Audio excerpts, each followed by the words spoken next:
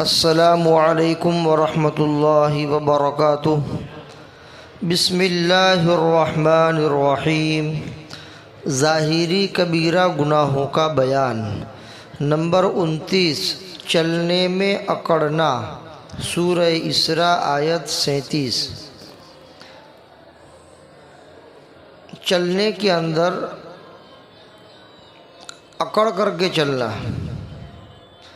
یہ بڑا گناہ ہے۔ قرآن میں اللہ فرماتے ہیں وَلَا تَمْشِ فِي الْأَرْضِ مَرَحًا، زمین میں اکڑ کر کے مت چلو،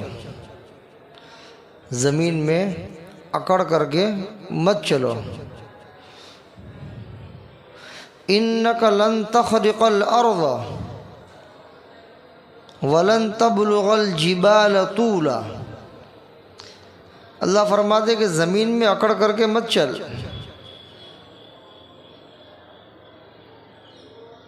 اس لیے کہ تو اکڑ کر کے چلے گا تو ہرگز زمین کو چیر نہیں سکتا، یعنی تیری اکڑ کی وجہ سے زمین میں کوئی شگاف ہونے والا نہیں ہے، تو زمین کو چیر نہیں سکتا۔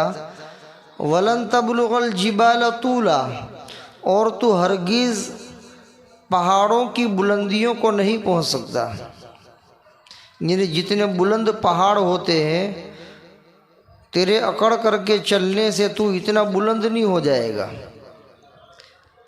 تو جب اکڑ کر کے چلنے سے نہ پہاڑوں کی بلندی تک پہنچ سکتا ہے اور نہ زمین کو پھاڑ سکتا ہے، چیر سکتا ہے، تو پھر اکڑ کر چلنے کا کوئی مطلب ہی نہیں ہوتا ہے۔ لہذا زمین میں اکڑ کر کے نہیں چلنا چاہیے، تواضع کے ساتھ چلنا چاہیے، اس لیے کہ انسان اللہ کا بندہ ہے اور بندے کی شان یہ ہے کہ اس کے ہر کام سے بندگی ٹپکنی چاہیے، اس کے ہر کام کے اندر تواضع ہونی چاہیے، اس کے چلنے میں، اس کے بیٹھنے میں، اس کے کسی کے ساتھ معاملہ کرنے میں تواضع ہونی چاہیے، اکڑ نہیں ہونی چاہیے۔ اللہ تعالیٰ کو اکڑ اور تکبر پسند نہیں ہے، لہذا چلنے میں بھی تواضع۔ تو چلنے میں اکڑ کرنا یہ بڑا گناہ ہے، نرمی کے ساتھ چلنا چاہیے، تواضع کے ساتھ چلنا چاہیے۔ نمبر 30، اعلاء کلمۃ اللہ، جیسے مقصد کے بغیر داڑھی کو خضاب لگا کر کالا کرنا۔ ابو داؤد، نسائی، زواجر، صفحہ 261۔ فائدہ: زیب و زینت کے لیے کالا خضاب ناجائز اور گناہ ہے، البتہ اعلاء کلمۃ اللہ جیسا کوئی عذر ہو، یعنی اعداء و دشمنوں پر رعب جمانے کے لیے لگائے تو درست ہے۔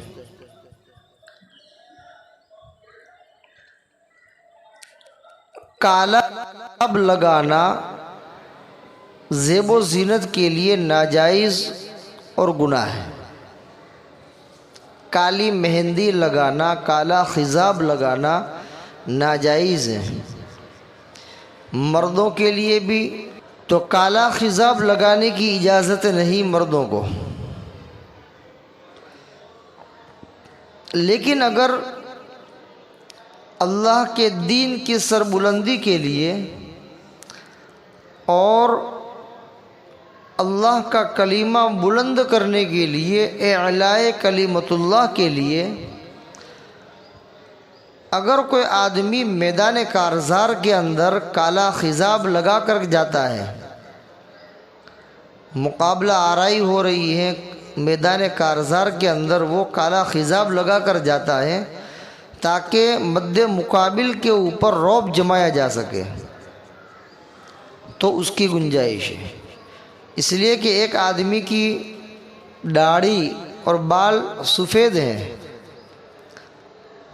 تو بظاہر بوڑھا معلوم ہو رہا ہے، چاہے اس کی عمر اتنی زیادہ نہ ہو، لیکن کسی عذر کی وجہ سے، بیماری کی وجہ سے اگر اس کے بال سفید ہو گئے یا بوڑھاپے کی وجہ سے بال سفید ہو گئے، تو اگر وہ آدمی کالا خضاب لگائے گا تو جوان معلوم ہوگا، اور سامنے والا مد مقابل جوان سے ڈرتا ہے، اس کا ایک رعب ہوتا ہے، جبکہ بوڑھے آدمی کو دیکھ کر کے وہ اس کے اوپر حاوی ہو جاتا ہے، یہ تو بوڑھا آدمی ہے، اس کو گرانا میرے لیے آسان ہے۔ تو وہاں مقصد کیا ہوتا ہے؟ اعداء اور دشمن کے اوپر رعب جمانا، تو وہاں پر کالا خضاب لگانے کی گنجائش ہے۔ میدان کارزار کے اندر اللہ کے دین کی سربلندی کے لیے اگر کوئی آدمی کالا خضاب لگا کر جاتا ہے تو اس جگہ کے اوپر کالا خضاب لگانے کی گنجائش ہے، اجازت ہے۔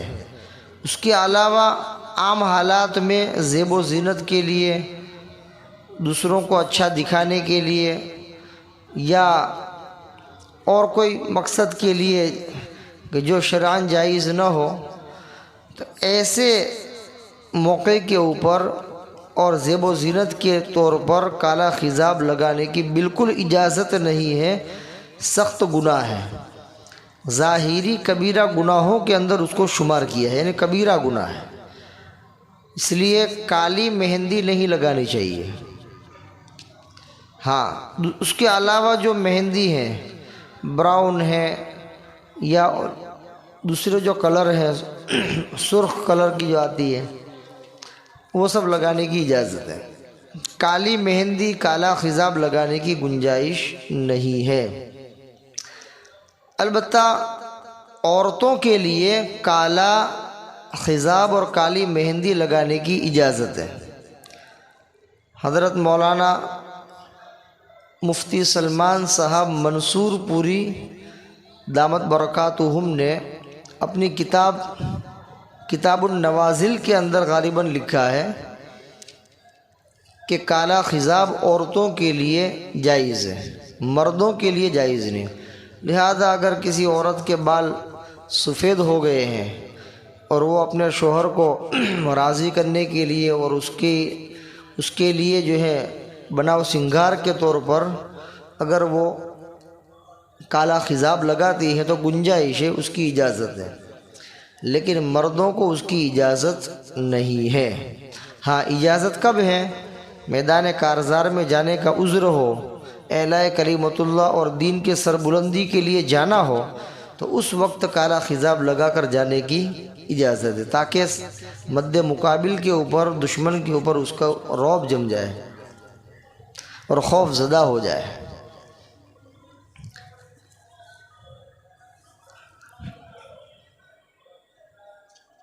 اور کالے خضاب کے علاوہ جو دوسرے رنگ کے خضاب ہیں، مہندی ہے، اس کو لگانے کی اجازت تو ہے، لیکن شرط یہ ہے کہ وہ اس کے لگانے کے بعد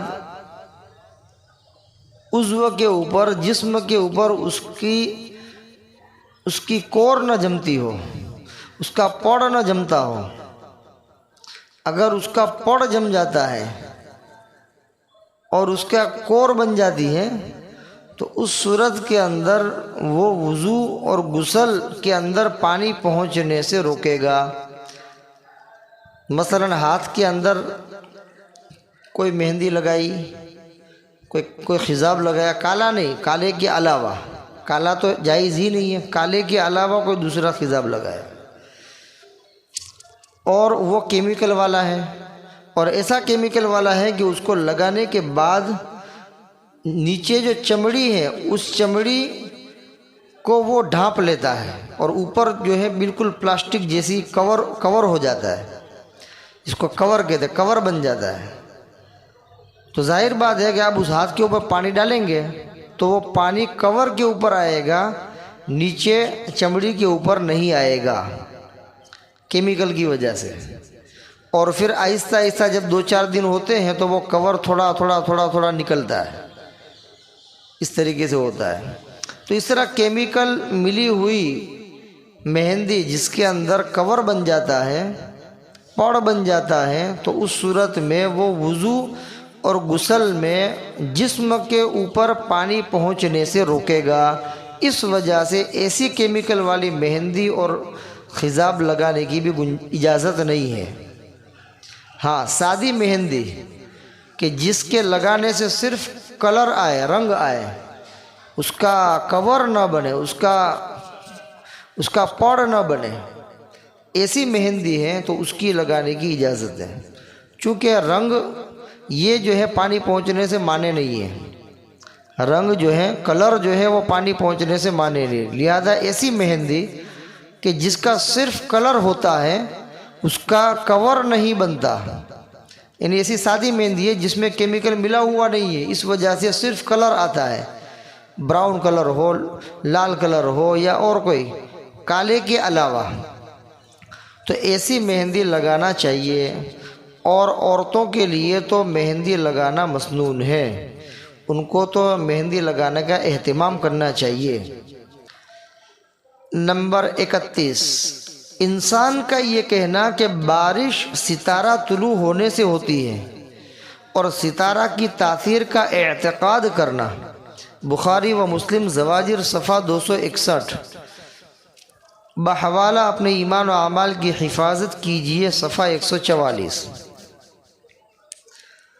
یعنی اگر کوئی آدمی یہ کہے کہ بارش جو ہوتی ہے وہ ستارے کے طلوع ہونے سے ہوتی ہے، ستارے کے چمکنے سے ہوتی ہے، اور ستارے کے چمکنے سے گویا کہ بارش کا اعتقاد رکھنا اور ستارے کا اس بارش کے اندر اثر انداز ہونا اور اس طرح کا اعتقاد رکھنا یہ گناہ ہے، اس لیے کہ دنیا کی ہر چیز اللہ کے تابع ہے، ستارہ جو طلوع ہوتا ہے، غروب ہوتا ہے، وہ سب اللہ کے حکم سے ہوتا ہے، بارش جو ہوتی ہے وہ اللہ کے حکم سے ہوتی ہے، اس میں ستارے کے طلوع ہونے اور غروب ہونے سے بارش کے اوپر کوئی فرق نہیں پڑتا ہے، اس سے بارش میں کوئی فرق نہیں پڑتا ہے۔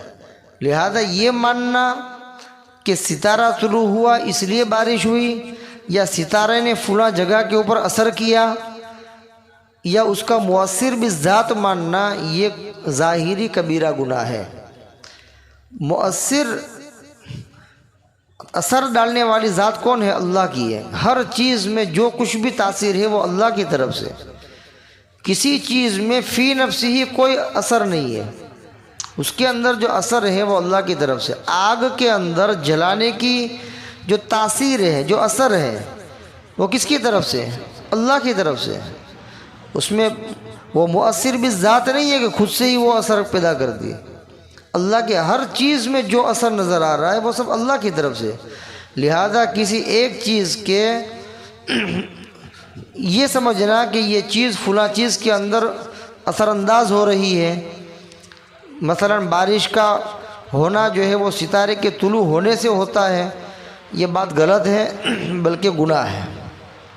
اور اسی طرح ستارے کے بارے میں تاثیر کا اعتقاد رکھنا کہ ستارہ فلاں فلاں جگہ مؤثر ہوتا ہے، وہ اپنا اثر ڈالتا ہے، اس طرح اعتقاد رکھنا کہ وہ خود مؤثر بھی ذات ہے، تو اس طرح اعتقاد رکھنا یہ صحیح نہیں ہے، یہ گناہ ہے۔ بلکہ ہر چیز کی تاثیر کو اللہ کی طرف سے سمجھنا چاہیے کہ جس چیز میں جو تاثیر ہے وہ سب اللہ کی طرف سے ہے، کسی چیز کے اندر فی نفسی ہی کوئی ایسا اثر نہیں ہے کہ وہ دوسروں کے اندر مؤثر ثابت ہو، لہذا اس کو اللہ کی طرف سے سمجھنا چاہیے، اور ستاروں کے بارے میں تاثیر کا اعتقاد نہیں رکھنا چاہیے، یہ گناہ ہے۔ اللہ تبارک و تعالی ان گناہوں سے بچنے کی توفیق عطا فرمائے، اور عقائد صحیحہ کے اوپر گامزن رہنے کی توفیق عطا فرمائے۔ وما علینا الا البلاغ۔ السلام علیکم ورحمۃ اللہ وبرکاتہ۔